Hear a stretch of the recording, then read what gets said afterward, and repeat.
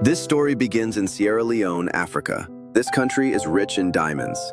Given the popularity of diamonds in the luxury market, the local people should be living in prosperity. However, due to various forces vying for diamond resources, a protracted civil war broke out here. This country has long been mired in poverty and conflict. Solomon lives in a small fishing village in Sierra Leone. Solomon's family originally lived in peace and harmony. However, the arrival of the rebels completely destroyed all of this. The rebels stormed into the village with guns, indiscriminately shooting civilians. In an instant, this village turned into a hell on earth. In the chaos, Solomon rescued his wife and children, but he was unfortunately captured by the rebels. Due to his strong physique, Solomon narrowly escaped the torture of having his limbs severed. He was sent to the diamond mine to engage in heavy labor. Under the strict surveillance of the rebels, Solomon sifted through tons of sand and gravel for diamonds. If a miner was found hiding diamonds, they would be executed on the spot. One day, Solomon found a diamond. Even though it was covered in mud, the diamond still had a warm luster. Taking advantage of a moment when the overseer was distracted, Solomon quickly hid the diamond between his toes. He excused himself to go to the toilet, preparing to conceal the diamond. Unexpectedly, his actions were discovered by a rebel leader. As both sides were at a standstill, government troops arrived just in time.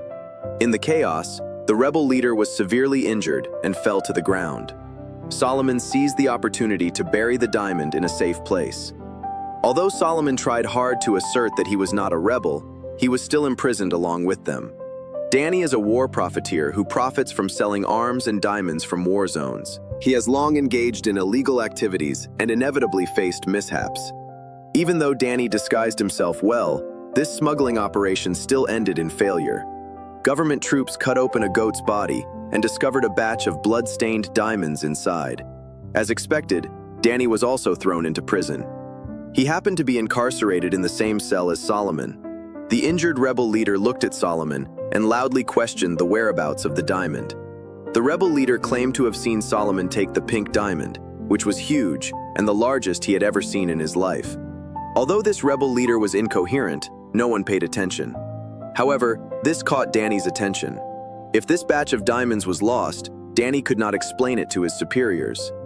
After being released from prison, Danny sent someone to bail Solomon out, intending to obtain that pink diamond. Danny believed that possessing this pink diamond would allow him to break free from the colonel who had always controlled him. He could leave Africa and start a new life. He no longer needed to explain himself to anyone and did not have to continue living such a dangerous life. In a good mood, Danny went to a seaside bar to relax. He ordered a drink from someone he knew and soon struck up a conversation with a woman named Maddie sitting next to him. After some casual chatting, Maddie directly saw through Danny's identity. Danny then learned that Maddie was a journalist investigating diamond smuggling-related incidents. Danny immediately lost interest. Maddie, however, took the initiative to approach him, hoping to obtain relevant clues from Danny. Danny felt displeased. At that moment, he also discovered that the colonel had been monitoring him for a long time. Danny had to go to South Africa to personally explain to the colonel. The colonel controlled a large mercenary group. Danny had previously served the colonel on the battlefield and was now smuggling diamonds and arms from war zones for him. It could be said that the colonel's presence was felt throughout the Sierra Leone Civil War. The colonel sold weapons to the rebels while also accepting government contracts to suppress them. He not only profited from both sides, but also obtained mining rights to diamond mines. The colonel heard about the pink diamond. Even though Danny repeatedly denied it, he had no room to refuse in front of the colonel. The colonel grabbed a handful of red soil and let it slowly fall into Danny's palm. He implied that this was the place of belonging for both him and Danny, and that Danny could never leave Africa. After returning to Sierra Leone, Danny learned from the bar owner that the rebels were about to attack the city. Danny silently watched the crowd on the beach reveling in song and dance. These people seemed completely unaware of the impending disaster. When Maddie saw Danny, she approached him again. She seized the opportunity to inquire about news from Danny, trying to gather intelligence about blood diamonds. Seeing that Danny remained unmoved, Maddie felt somewhat frustrated. She questioned whether Danny truly did not care how many lives his business would cost. Danny sarcastically responded that Maddie actually thought she could change Africa all by herself. In his view, Maddie was also involved in the blood diamond trade. He retorted, asking Maddie what kind of people he thought the buyers of blood diamonds were. They were people like Maddie, American women who longed for fairy tale weddings. Therefore, Maddie had no right to criticize him here. Maddie found Danny incomprehensible. The next morning, Danny found Solomon, but Solomon flatly denied any knowledge of the pink diamond. Despite Danny's threats and temptations, Solomon remained unmoved. Danny promised Solomon that he could help him find his family, and stated that relief organizations were of no practical use. He had extensive connections. Danny told Solomon that without his assistance, Solomon was just an ordinary African, and Solomon should understand that. Concerned for his lost family, the two eventually reached an agreement. At this time, government forces and rebels had already engaged in battle. The streets were still filled with fleeing, crying civilians. The area was shrouded in smoke, with artillery fire everywhere and bodies scattered all around. Danny relied on the skills he had honed over years of being a mercenary. He led Solomon out of the city, following the refugees to a government army base. Coincidentally, Maddie was also there. Danny pleaded repeatedly, eventually offering to reveal some insider information on blood diamond smuggling as a condition. He received news from Maddie. Solomon's family was in a refugee camp in Guinea. They took a World Food Program plane and arrived at the refugee camp in Guinea. The camp has a population of about 1 million, making it the second largest refugee camp in Africa. Tents stretched endlessly before them to the horizon, and refugees continued to pour in. The entire population of the country was displaced. From a distance, Solomon spotted his wife in the crowd. Solomon's wife called out in surprise, and the two embraced and wept through the barbed wire. But Solomon discovered that his son Dia was not present. Upon inquiry, he learned that Dia had been taken by rebels. The immense joy was suddenly overshadowed by the bad news, nearly breaking Solomon. Meanwhile, at the rebel base, there were many children of Dia's age. These children were forced to forget their past, forced to learn hatred, and acquire skills for killing. Dia's disappearance was a huge blow to Solomon, leaving him in a daze. Unable to obtain any information from Solomon, Danny had no choice but to turn to Maddie for discussion. Maddie's news reporting team was about to head to Kono, and Kono is relatively close to the diamond mine where pink diamonds were discovered. The best way to get there was to follow the news reporting team. Maddie firmly refused. After returning from the refugee camp, Maddie felt powerless. No matter how many horrific photos she took or how much social sympathy she generated, it could not save the people in this land. Speaking of this, Maddie felt even more hatred towards blood diamond smugglers like Danny. In desperation, Danny had to further reveal some insider information about blood diamond smuggling. After Danny smuggled the diamonds out of the country, intermediaries in neighboring Liberia would bribe customs officials. They forged certificates to prove that the diamonds originated from Liberia and not from war zones. In this way, blood diamonds became legally exported diamonds. These diamonds were sold around the world alongside other diamonds. The Vandika Diamond Company acquired a large number of low-priced diamonds through this method. The company controlled the supply of goods, raised diamond prices, and made huge profits. When the rebels held a large number of diamonds and were eager to sell, the Vandika Company would never sit idly by. Strictly speaking, the Vandika Company did not directly fund the war. However, the company indirectly created favorable conditions for the continuation of the war. Danny's words finally revealed the key link in the legalization of blood diamonds. The two disguised themselves as reporters and photographers from the news reporting team and headed to Kono. On the way, their convoy was attacked by rebels. To evade the rebels' pursuit, they drove into the forest. Using the dense woods as cover, they successfully escaped. In the midst of their journey, they discovered a school in the forest. The school has a tranquil environment, far from the ravages of war. However, the occasional appearance of disabled children still weighs heavily on the heart. The principal received them. These children were all rescued by the principal from the hands of the rebels.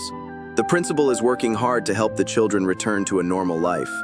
He is kind-hearted and firmly believes in the inherent goodness of humanity. Despite the reality often contradicting this belief, the principal is still willing to treat everyone with the utmost goodwill. The principal's words touched a soft spot in Danny's heart. Under the night sky, fueled by alcohol, Danny revealed his obsession with the pink diamond. In his childhood, Danny's homeland was overthrown. He was forced to go to South Africa to serve in the military and joined a mercenary group. Danny once thought he was fighting for his country, for Africa. In the end, he realized that he was merely fighting for the interests of various factions. Danny felt deep disgust towards this, which is why he yearned for that pink diamond. It was his only hope of leaving Africa. When Maddie asked about Danny's parents, his voice choked with emotion. He said that at the age of 9, his father was beheaded, his mother was raped, and he could only cry helplessly. At this point, Danny's voice broke as he expressed his doubts about whether God would forgive the atrocities humans inflict on one another. However, looking around, he realized that God had long abandoned this land. This conversation greatly changed Maddie's impression of Danny. The people who grew up in this land all carry the weight of blood, tears, and pain. The next day, the principal drove them to Kono. On the way, they were intercepted by child soldiers from the rebels. The principal was shot by these children, whom he once thought still had a chance for redemption, and his life was in danger. In the chaos, Danny drove to the military camp set up by the colonel in Kono. There were medical personnel there. After ensuring the principal was settled, the colonel asked Danny to join him in eliminating the rebels. Then they would search for the pink diamond. This way, Danny might end up with nothing. So Danny superficially agreed to the colonel while secretly planning to go to the diamond mine with Solomon. At the moment of parting, the road ahead was fraught with danger.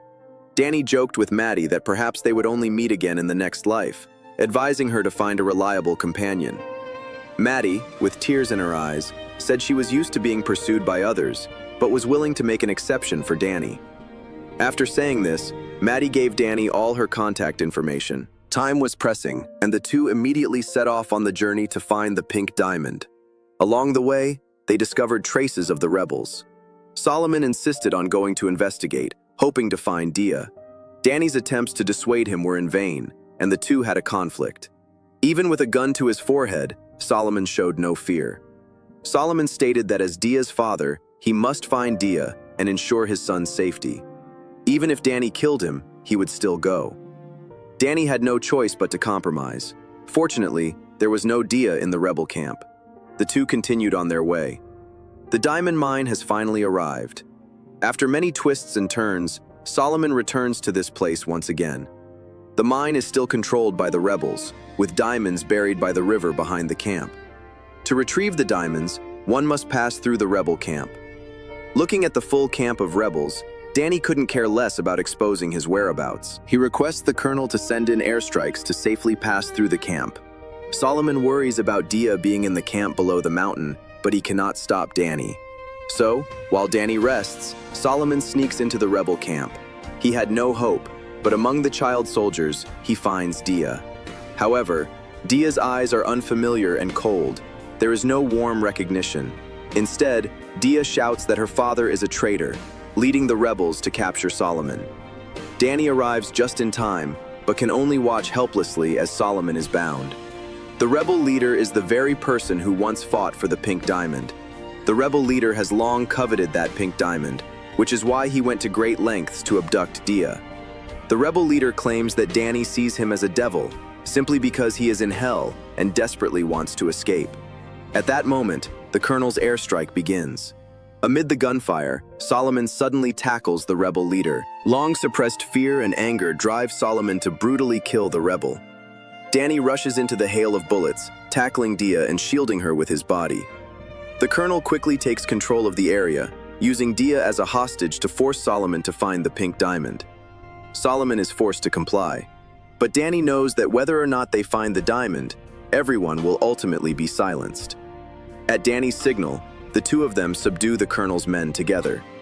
Solomon finally digs out the pink diamond.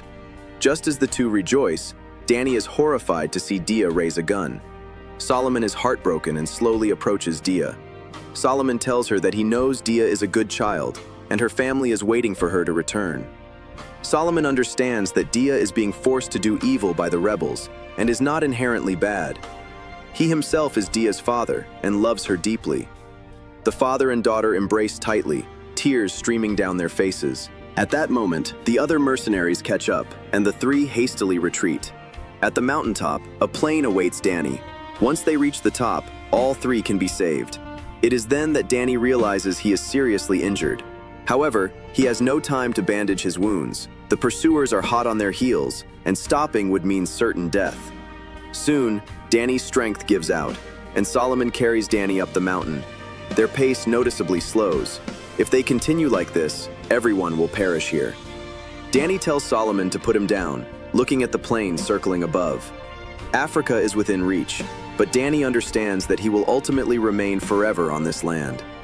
Danny took out the pink diamond and examined it carefully. The diamond was pink, translucent, and dazzling, like a treasure bestowed by heaven.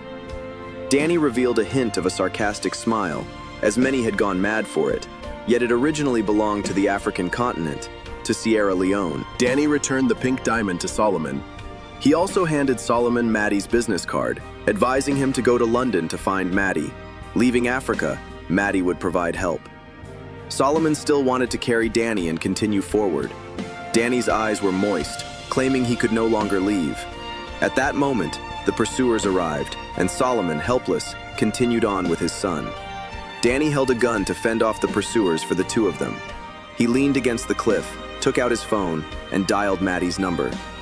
Upon hearing Danny's voice, Maddie was overjoyed, but then engulfed by a strong sense of unease.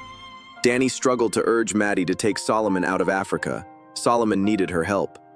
The pink diamond could assist Maddie in completing the report on blood diamond smuggling. Meeting Maddie made him feel fortunate. Maddie responded that she too felt lucky to have met Danny. Danny lowered his head, blood dripping into the red earth. In the distance, the mountains were layered, and the sunset was blood red. Danny ultimately merged with this red land. Solomon arrived in London, and with Maddie's covert assistance, conducted a transaction with the executives of the Vandika company. And all of this was fully recorded by Maddie's camera. The sinister blood diamond smuggling scandal was ultimately made public.